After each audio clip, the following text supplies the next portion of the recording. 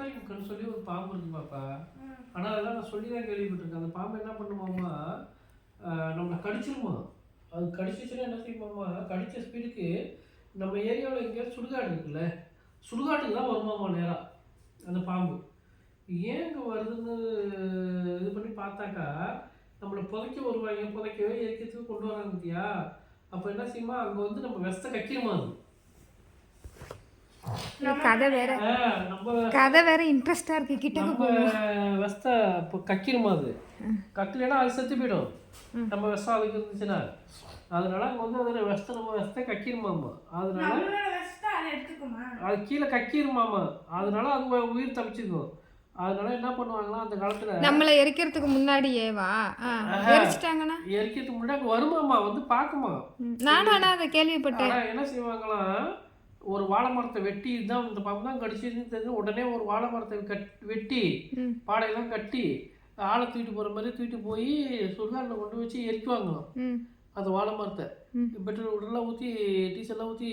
அப்போ வந்து சீமனை தானே ஜாஸ்தியாக இருக்கும், ராட்டிக்கிட்ட வச்சு அடுக்கி எரிப்பாங்களாம். அப்போ அதுக்கு என்ன தெரியுமோ, சரி இறந்துட்டாங்க அவங்க, எரிச்சிட்டாங்க அப்படின்னு சொல்லி வெஸ்தை கக்கிருமா. வெஸ்தை கக்குனதுக்கு அப்புறம் அவங்களுக்கு அதுக்கப்புறம் உயிர் வந்துருமாம்மா. இது என்ன புதுசாக இருக்குது. அப்படி நான் சின்ன பிள்ளையா இருக்கும் போது சொல்லுவாங்க, எல்லாம் கதை சொல்லுவாங்க. எழுத்து வீட்டில் ஒரு மாமா இருப்பார். ஆனால் அது உண்மையா உண்மைன்னு தான் சொல்கிறாங்க. அது உண்மையாக பொய்யான்னு தெரியல எனக்கு.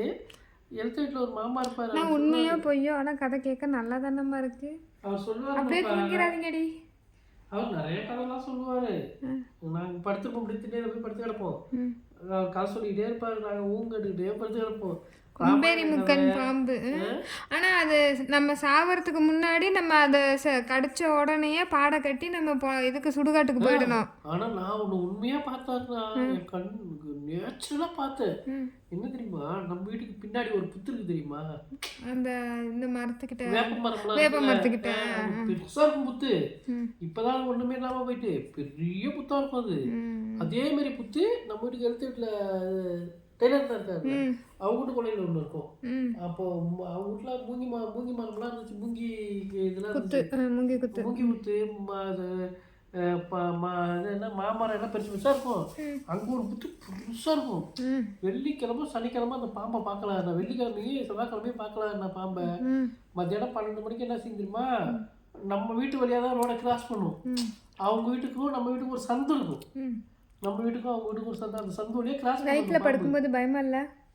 என்ன பாப்பா, பயமா இல்லையா? கிராஸ் பண்ணும் பாப்பா. ஒரு நாள் பக்கத்து வீட்டில் இப்போ அவன் அன்னைக்கு வந்திருந்தான்.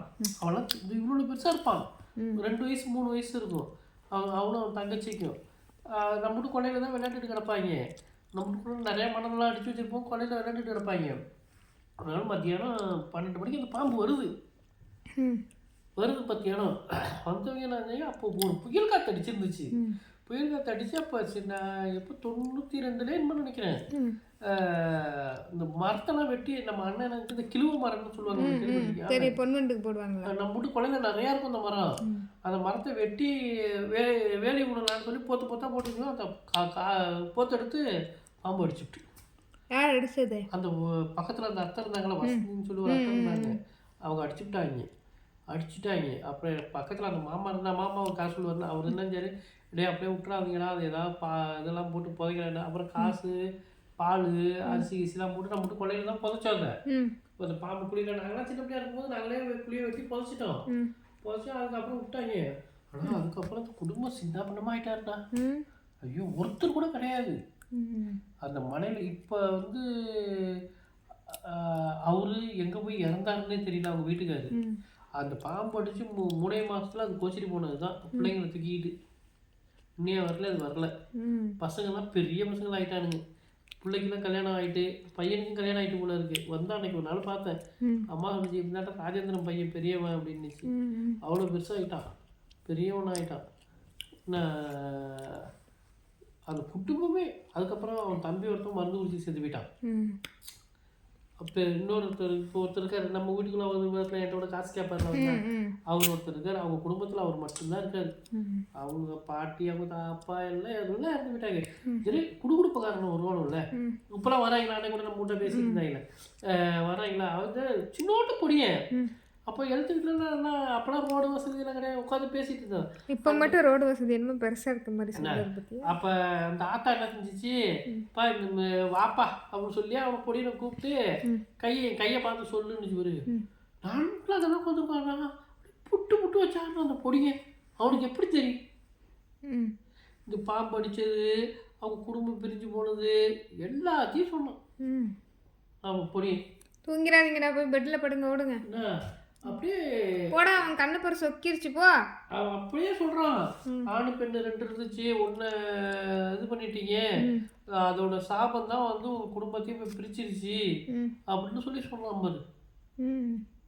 அந்த ஒரு படம் பார்த்தோம், என்ன படம், நீயா படமா? நீயா படத்துல எப்படி நீயா படம் ஃபர்ஸ்ட் விஜயகுமார் இவங்கெல்லாம் நடிச்ச நீயான்னு சொல்லி நீயான ஃபர்ஸ்ட் ஒரு படம் இருந்துச்சுல்ல, ஒரு பாம்பா அடிச்சு சுட்டு கொண்டு விடுவாங்க, அது பழிவாங்க போது அந்த மாதிரியே அவங்க குடும்பம் சுத்தமாக ஒன்று. நாகதேவ தான் உங்களை இப்படி இது பண்ணிட்டு பொடியா சொன்னான். எங்கே போய் அவங்க எங்கே விட்டாலும் எங்கெங்கேயோ போய் பண்ணி பார்த்தா ஒன்றுமே செட் ஆகவே இல்லை. ஆனால் இப்போ நீங்கள் அந்த புத்தெல்லாம் அழிஞ்சு போச்சு. ரெண்டுத்துக்கும் தூக்கம் தள்ளாடுது. போங்கடா, போய் படுங்க. ஜாலியாக போனோம் வந்தா இன்னைக்கெல்லாம் எங்கே எனக்கு பயமா இருக்கு. அன்னைக்கு அவ்வளோ பேர் இருந்தாருன்னா 10-20 பேர் பக்கம் இருந்தோம். இன்னைக்கு ஒருத்தர் கூட இல்லை. உங்க ஃப்ரெண்டா? ஊருக்குள்ளே பசங்களாம் நாங்கள் சுற்றிட்டு திருவோம்ல, எனக்கு தெரிஞ்சு ஒருத்தர் கூட இல்லை. நான் மட்டும்தான் இருக்கேன் தனியாக. அவங்க கல்யாணம் பண்ணி பிள்ளை குட்டியோட வேற எங்கேயாவது செட்டில் ஆயிருப்பாங்க. ஒருத்தர் சென்னையில இருக்கான். அப்புறம் அவன் அப்படியே போயிட்டான், எப்படியோ ஒரு வழியாக போய் சென்னையில் செட்டில் ஆகிட்டான். இப்போ நீங்கள் எப்படி கோயம்புத்தூர் பக்கம் வந்தீங்க? இந்த பக்கம் வந்து நாங்கள் பள்ளியோட படிக்கும் போது 14 பேர் போய் 6ஆவதுல சேர்ந்தோம். எங்கள் தெருவுலேருந்து 6ஆவதுல 5ஆவதுலேருந்து 5ஆவது இங்கே உள்ளூரில் படித்தோம். 6ஆவது நெடுங்குளத்தில் அந்த ஸ்கூல் காமிச்சேன்னு வந்துட்டேன், அந்த ஸ்கூலில் சேர்ந்தோம். எத்தனை பேர்? 14 பேர். 14 பேரில் 2 பேரை மட்டும் மாற்றினாங்க வேறு கிளாஸ். மீதி 12 பேர் ஒரே கிளாஸு, டி கிளாஸு. நான் சி கிளாஸு, இன்னொருத்தன் ஏ கிளாஸு. இந்த சென்னையில் இருக்கான்னு சொன்னேன் அவன். அப்போ பிரிஞ்சு நாங்கள் அந்த இன்னைய வரைக்கும் ஒன்று சேரவே இல்லை. என் பாப்பா உங்கள் அப்பா கதை சொல்ல ஆரம்பிச்சாருன்னா அவ்வளோதான், கதை நேரம். பாப்பா அந்த வாழ்க்கையில வந்து செம ஜாலியாக இருந்துச்சு பாப்பா. இன்னைக்குலாம் இந்த மாதிரி நீங்களாம் 1% கூட இது இல்லை பாப்பா, 1% கூட. நான் அப்பா ஸ்கூல்லேருந்து வீட்டுக்கு எவ்வளோ தூரம் இருந்துச்சு? நாங்கள் எத்தனை பேர் திரும்ப போவோம், நடந்து ஜாலியாக பேசிகிட்டே போவோம். போகிற வழியில் இறந்தப்பழம் பொறுக்குவோம், அது ஈச்சம்பழம் பொறுக்கும். ஈச்சம்பழம் பொறுக்கி ஒருத்தவங்களாம் இங்கே முள்ளு குத்தி இந்த பக்கம் வெளில வந்துட்டு அவனை தூக்கிட்டு போயிருக்கும் பாரு. ஏ அப்பா, ரிச்சான்னு சொல்லுவோம் தெரியுமா? ரிச்சா வண்டி முன்னாடி ஒருத்தர் நின்றுப்பா, 2 பேரும் சோழில் கை போட்டுட்டு அவனை தூக்கி அங்கே உட்கார வச்சுட்டு கூட்டிகிட்டு போகணும் நாங்களாம். அப்படிலாம் இது பண்ணணும். இன்னைக்குலாம் அந்த மாதிரிலாம் நீங்களாம் அனுப்பிச்சிருப்பீங்க. அதான் நம்ம கொண்டு போய் விட்றோமே வண்டியில் சைன்னு. ஆமா, செருப்பு இருக்காது, அண்ணாயிரை போட்டு டிராயரை இழுத்து கட்டி வச்சிருப்போம். அப்படிலாம் போகும். அதான் ஸ்கூல்ல ட்ரெஸ் கொடுப்பாங்க பாப்பா, நல்லா படம் பிடிச்சிருக்கணும். காக்கி ட்ரெஸ், காக்கி டிராயர் பார்த்தா எங்க அப்பா போடலாம் அந்த பெரிய தொலாவெல்லாம் இருக்கும். ஐயோப்பா, அதெல்லாம் இப்பெல்லாம் ட்ரெஸ் அயன் பண்ணி தான் மாட்டணும் இவங்களுக்கு. இது சட்டையெல்லாம் பார்த்தாக்க காலையில துவைச்சா அப்படியே தூக்கி மாட்டிட்டு போடுவோம் தெரியுமா? போகும்போதே காஞ்சி போயிடும். போகும்போது புளியத்தோப்புல போய் புளியாக்காய் வச்சு தின்னுட்டு போவோம். யாருக்கு கொள்ளையா தாரத்தை கட்டிட்டு அப்படி தின்னுட்டு போவோம். மாங்காலாம் ஐயோப்பா அதெல்லாம் ரொம்ப அங்கே அக்ரகாரத்துக்குள்ளே போனாதான் செமையாக இருக்கும். கொய்யா பழம் அது இதுன்னு காம்பவுண்ட் அவ்வளோ தூரம் போட்டுருப்பாங்க, ஏறிடுவோம்ல. பையன் தூக்கி அப்படியே வீசிடுறது. சிரிப்பை பற்றியா இல்லையா அவங்க பாருக்கு? அதெல்லாம் நினைச்சாலே என்ன ஆகுது? சந்தோஷம். சந்தோஷம் சந்தோஷம் பொங்குதே. பாப்பா மழைக்காலம் வந்துச்சுன்னு வச்சுக்க, வாய்க்கால் நல்லா தண்ணி நிற்கி, இவ்வளோ தண்ணி நிற்கும். ஒருத்தர் தூக்கி விட்டான் கதையை கேட்டு என்ன நிற்கும். ஏன்னா எல்லாம் தூக்கிக்க பிடிச்சப்போ சுற்றி முடிச்சிருவோம். அப்படின்னு எப்பவும் பாரு. அப்புறம் வரும்போது என்ன கல்லு பிரிவு கல்லை கொண்டு போட்டு வருவோம். மறுநாள் போகும்போது மேலே போகிறதுக்கு வீட்டு வரும். அதெல்லாம் இப்போ எங்கே எவனுமே இல்லை. அவன் பழப்ப பார்க்க வேணாமா? இங்கே கூட படித்தவங்கெல்லாம் நாங்கள்லாம் அவ்வளோ ஜாலியாக இருந்தோம். ஏழாவது தான் படித்தேன். ஆனால் அதுவே ஒரு காலேஜ் வரையிலாச்சும் நான் போய் படிச்சிருக்கேன். தப்பு பண்ணிட்டீங்க. தப்பு பண்ணிட்டேன். இப்போ தெரியுதா வழி? அம்மா சொன்னீங்க அப்போவே படிடா படிடா. ஏன் படிக்கல? எங்கள் அம்மாவுக்கு வேறு உடம்பு சரியில்லையா, வீட்டில் பார்க்கறதுக்குலாம் ஆள் இல்லையா. எங்கள் அம்மாவுக்கெல்லாம் நான் தான் சுடு தண்ணி போட்டு கொடுப்பேன், நான் தான் சமைச்சு கொடுப்பேன், எல்லாமே செய்வேன், பாத்திரம் விளக்குவேன், எல்லா வேலையும் செய்வேன். அதனாலேயே படிப்பு போச்சு. சரி படிக்கலன்னா என்ன, இப்போ நல்ல ஒரு பொசிஷனில் தானே இருக்கீங்க. இருந்தாலும் இன்னும் கொஞ்சம் படிச்சிருந்தா இன்னும் கொஞ்சம் நல்லா இருக்கும். படிப்பு ரொம்ப முக்கியம். இப்போ தான் அதை ஸ்டேட் பண்ணுறேன். ஒரு ஒன்று தூங்குச்சு. நீங்கள் படிப்பை பற்றி பேசினாலே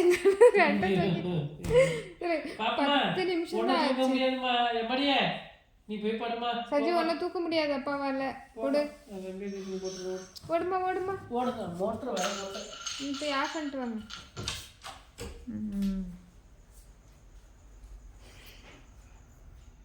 சஞ்சுவே சஜி போ ஓடுமா.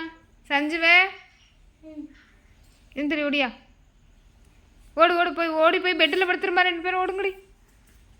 அவன் ஓடிட்டா. சுச்சு போயிட்டியா.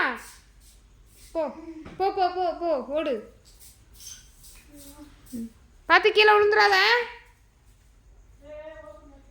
கீழே விழுந்துடா.